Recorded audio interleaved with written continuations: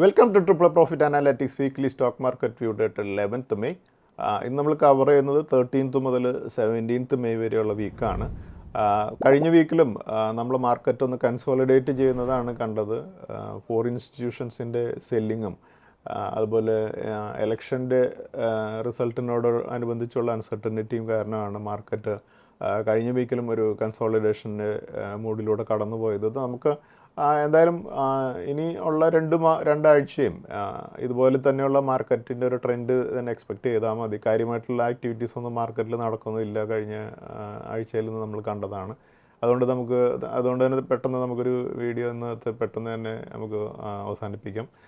അതുപോലെ കഴിഞ്ഞ വീക്കിൽ നമ്മളിപ്പോൾ കാണുന്നത് മിഡ് ക്യാപ്പ് ഇൻഡെക്സ് ആണ്. മിഡ് ക്യാപ്പ് ഇൻഡെക്സിലൊരു കറക്ഷനോടുകൂടി 49,532 വന്നാണ് ക്ലോസ് ചെയ്തിരിക്കുന്നത്. നമുക്ക് കാണാം മാർച്ച് മന്തിലുണ്ടായ ഒരു കറക്ഷന് ശേഷം റീബൗണ്ട് ചെയ്തിരുന്ന മാർക്കറ്റ് വീണ്ടും കറക്റ്റ് ചെയ്ത ലെവലിലേക്ക് വരികയാണ്. അപ്പോൾ എന്തായാലും അടുത്ത രണ്ടാഴ്ചയും ഈ ഒരു ലെവലിൽ അല്ലെങ്കിൽ ഒരു കറക്ഷനോടെ ഇവിടെയൊക്കെ തന്നെ കടന്നു പോകുമെന്ന് തന്നെയാണ് ഞാൻ എക്സ്പെക്റ്റ് ചെയ്യുന്നത്. അതിനുശേഷം നമുക്ക് വീണ്ടും മാർക്കറ്റിൻ്റെ ജൂൺ മന്തിൽ വീണ്ടുമുള്ള മാർക്കറ്റിൻ്റെ അപ് ട്രെൻഡ് റെസ്യൂം ചെയ്യും എന്ന് തന്നെയാണ് ഞാൻ എക്സ്പെക്റ്റ് ചെയ്യുന്നത്. അതുപോലെ നമ്മളിപ്പോൾ കാണുന്നത് Nifty mid small cap index ആണ്.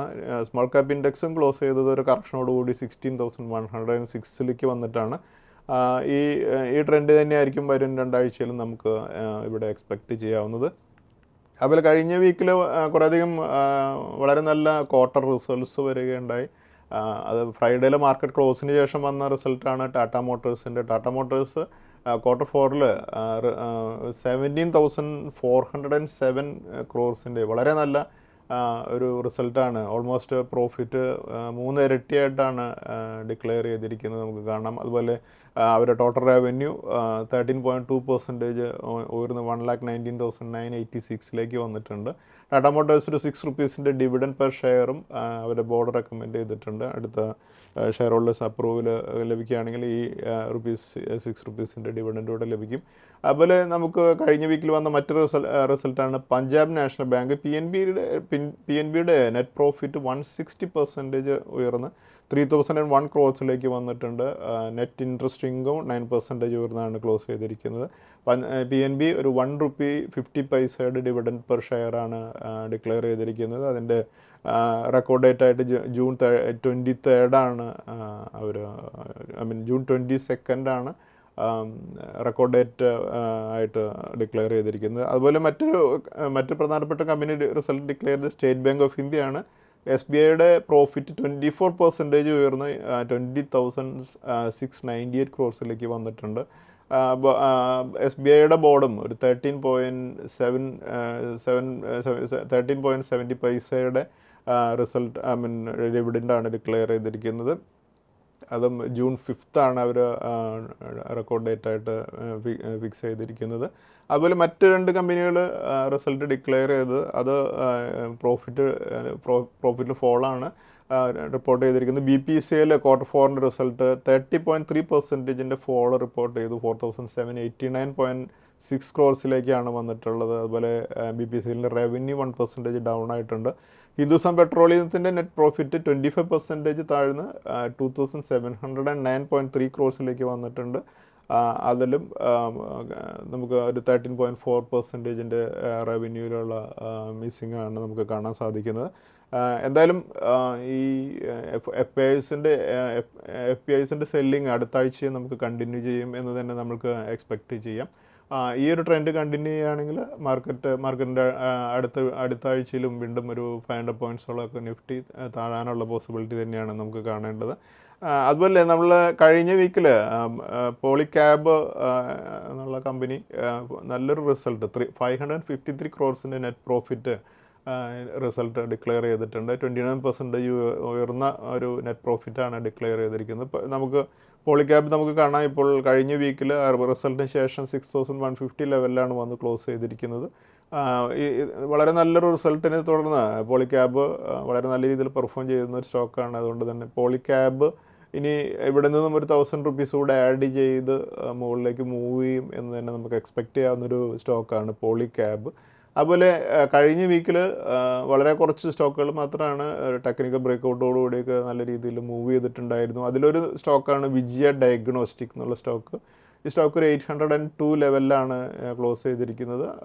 ഈ ട്രെൻഡ് കണ്ടിന്യൂ ചെയ്യുകയാണെങ്കിൽ വിജയ ഡയഗ്നോസ്റ്റിക്കും ഒരു 950 വരെ മൂവ് ചെയ്യാവുന്നൊരു സ്റ്റോക്കാണ്. അതുപോലെ നമ്മൾ കഴിഞ്ഞ വീക്കിൽ വീഡിയോയിൽ നമ്മൾ ഡിസ്കസ് ചെയ്തിരുന്ന ഒരു സ്റ്റോക്കായിരുന്നു ഹിന്ദുസ്ഥാൻ സിങ്ക് എന്നുള്ള സ്റ്റോക്ക്. ഈ സ്റ്റോക്ക് നമ്മൾ മലയാള മനോരമയുടെ മാർക്കറ്റ് മാപ്സ് എന്നുള്ള സമ്പാദ്യം എന്നുള്ള പുസ്തകത്തിൽ മാർക്കറ്റ് മാപ്സ് എന്നുള്ള ആർട്ടിക്കിളിൽ നമ്മൾ റെക്കമെൻഡ് ചെയ്തിരുന്ന സ്റ്റോക്കായിരുന്നു. ഈ സ്റ്റോക്ക് 525 ആയിരുന്നു നമ്മുടെ ടാർഗറ്റ്. കഴിഞ്ഞ വീക്കിൽ ഈ സ്റ്റോക്ക് 540 വരെയും ഫ്രൈഡേയിൽ മൂവ് ചെയ്യുകയുണ്ട്. അപ്പോൾ ഹിന്ദുസ്ഥാൻ സിങ്ക് നമ്മുടെ കഴിഞ്ഞ വീക്കിൽ റെക്കമെൻഡ് ചെയ്ത് അതിൽ എൻ്റർ ചെയ്തവരെ സംബന്ധിച്ചിടത്തോളം വളരെ നല്ല പ്രോഫിറ്റ് ബുക്ക് ചെയ്യാനായിട്ടുള്ള ഒരു നല്ലൊരു ഓപ്പർച്യൂണിറ്റിയാണ് നമുക്ക് ലഭിച്ചിട്ടുണ്ടായിരുന്നത്.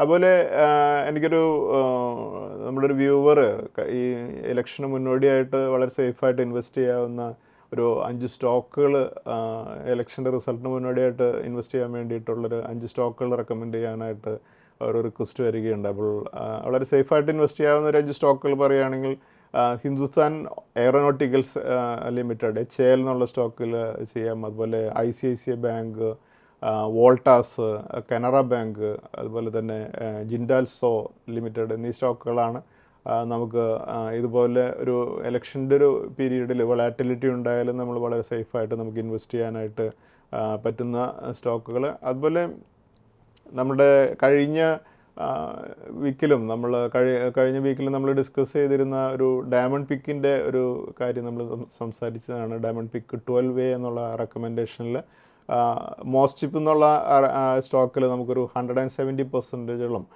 പ്രോഫിറ്റ് ബുക്ക് ചെയ്യാനായിട്ട് നമുക്ക് കഴിഞ്ഞ ഈ ഏപ്രിൽ മന്തിൽ നമുക്കൊരു വലിയൊരു അവസരം ലഭിക്കുകയുണ്ട്. അപ്പോൾ പലരും നിയർലി 25 lakhs 30 lakhs ഒക്കെ പ്രോഫിറ്റ് നമ്മൾ ബുക്ക് ചെയ്തതിൻ്റെ ഫീഡ്ബാക്കുകളുമൊക്കെ നമ്മൾ കഴിഞ്ഞ വീക്കിൽ നമ്മൾ കാണുകയുണ്ടായതല്ല. അതുപോലെ തന്നെ നമ്മുടെ ഡയമണ്ട് പിക്ക് 7 ആയിരുന്ന HBL പവർ ഇതുപോലെ തന്നെ വലിയൊരു റാലി നടത്തി 555 ലെവലിലേക്ക് വന്നപ്പോൾ മോർ ദാൻ 1000% പ്രോഫിറ്റ് നമുക്ക് ബുക്ക് ചെയ്യാനായിട്ട് HBL പവറിൽ സാധിക്കുകയുണ്ടായി.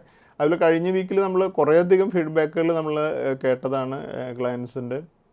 നമ്മുടെ VIP പിക്ക് 1 HPL എന്നുള്ള സ്റ്റോക്ക് നമ്മുടെ ടാർഗറ്റായിട്ടുള്ള 400% ടാർഗറ്റ് അച്ചീവ് ചെയ്തപ്പോൾ 425 എന്നുള്ള ടാർഗറ്റ് അച്ചീവ് ചെയ്തപ്പോൾ പല ക്ലയൻസും ഹ്യൂജ് പ്രോഫിറ്റ് ബുക്ക് ചെയ്തതിൻ്റെ ഒക്കെ നമ്മൾ ഫീഡ്ബാക്കുകൾ നമ്മൾ കേൾക്കുകയുണ്ടായി. അപ്പോൾ അതിൽ തന്നെ HPL നമുക്ക് കുറച്ചധികം പേര് കഴിഞ്ഞ ഔട്ട് സ്റ്റേഷനൊക്കെ ആയിരുന്ന കുറച്ച് പേര് പിന്നെയും നമുക്ക് ഫീഡ്ബാക്കുകളാക്കിയുണ്ടായി. അപ്പോൾ അതിൽ 1-2 ഫീഡ്ബാക്കുകൾ നമുക്ക് നോക്കാം. Selecting a small cap to provide multi bagger result is not an easy task for an advisor, but Mr. Sajeesh sir and his team is continuously creating history and empowering Malayalis to earn additional income and become financially independent in their life. Mr. Sajesh's mission of empowering people with additional income is exceptional, and I hope and pray for AAA team to continue doing their good work. All the best for VIP 3, and I am waiting for the recommendation. അതുപോലെ നമുക്ക് നമ്മൾ ജർമ്മനിയിൽ നിന്നുള്ള ഒരു കപ്പിളുണ്ട്. അവർ നമുക്ക് അയച്ചിരിക്കുന്ന ഒരു ഫീഡ്ബാക്കാണ്. Hello Sajeesh sir, I was on official trips last week and could not share my feedback about HBL with you. As you already know, me and my wife had started with the AAA in 2018 with Swing Delivery and now enjoying Diamond Picks and Golden Picks too. I had purchased 12,000 shares of HPL for 10 lakh rupees. The buying price was around 84 rupees per share. Now I sold 2,000 shares for 375 rupees each, making a profit of 5.8 lakhs. I have not sold the remaining 10,000 shares yet, but I am sitting on a profit of around 34 lakhs. So in total, I am seeing around 40 lakhs of profit by investing 10 lakhs. This was only possible through the timely advice from you. Thanks to you and the AAA team. Also special thanks to Arun who helped us to make this decision when we were confused. Thank you. ഇവർ ജർമ്മനിയിൽ നിന്നുള്ള കപ്പിൾസാണ്. അവർ 2018 മുതൽ നമ്മുടെ കൂടെ investment ചെയ്യുന്നതും മാർക്കറ്റിലേക്ക് വന്നപ്പോൾ കുറേയധികം സംശയങ്ങളോടുകൂടി വന്നതാണ്. അതിനുശേഷം നമ്മുടെ ഇൻസ്ട്രക്ഷൻസ് കൃത്യമായിട്ട് ഫോളോ ചെയ്ത് ഇപ്പോൾ VIP പിക്കിൽ നിന്ന് ഒരു 40 lakhs ഇതിൻ്റെ പ്രോഫിറ്റ് ബുക്ക് ചെയ്യാനുള്ള ഒരു മെച്യൂരിറ്റിയിലേക്ക് വന്നു എന്നുള്ളത് നമുക്ക് എന്തായാലും വളരെ സന്തോഷമുള്ള ഒരു കാര്യമാണ്. ഞങ്ങൾ കഴിഞ്ഞ ഏപ്രിൽ മന്തിൻ്റെ ലാസ്റ്റ് നമ്മൾ ഒരു ഡയമണ്ട് പിക്ക് റിലീസ് ചെയ്യുകയുണ്ടായി. ഡയമണ്ട് പിക്ക് 22 എന്നുള്ള പിക്ക് നമ്മൾ റിലീസ് ചെയ്യുകയുണ്ടായി. ആ പിക്ക് ഇപ്പോഴും നമ്മുടെ ഒരു ബൈങ് റേഞ്ചിന് അടുത്ത് തന്നെയാണ് ട്രേഡ് ചെയ്തുകൊണ്ടിരിക്കുന്നത്. ആ പിക്ക് സബ്സ്ക്രൈബ് ചെയ്യേണ്ടവർക്ക് വേണമെങ്കിൽ സബ്സ്ക്രൈബ് ചെയ്താൽ ഇലക്ഷൻ്റെ റിസൾട്ടിന് ശേഷം ഉണ്ടാകുന്ന റാലിയിൽ വളരെ നല്ല രീതിയിലുള്ള പ്രോഫിറ്റ് നേടാവുന്ന രീതിയിലുള്ളൊരു റെക്കമെൻഡേഷനാണ്. കഴിഞ്ഞ മാസം ഞങ്ങൾ പ്രോഫിറ്റ് ബുക്ക് ചെയ്ത സ്വിംഗ് ഡെലിവറി റെക്കമെൻഡേഷൻസ് ഒരു സാമ്പിളിനായിട്ട് നമുക്ക് 3-4 റെക്കമെൻഡേഷൻസ് നോക്കാം.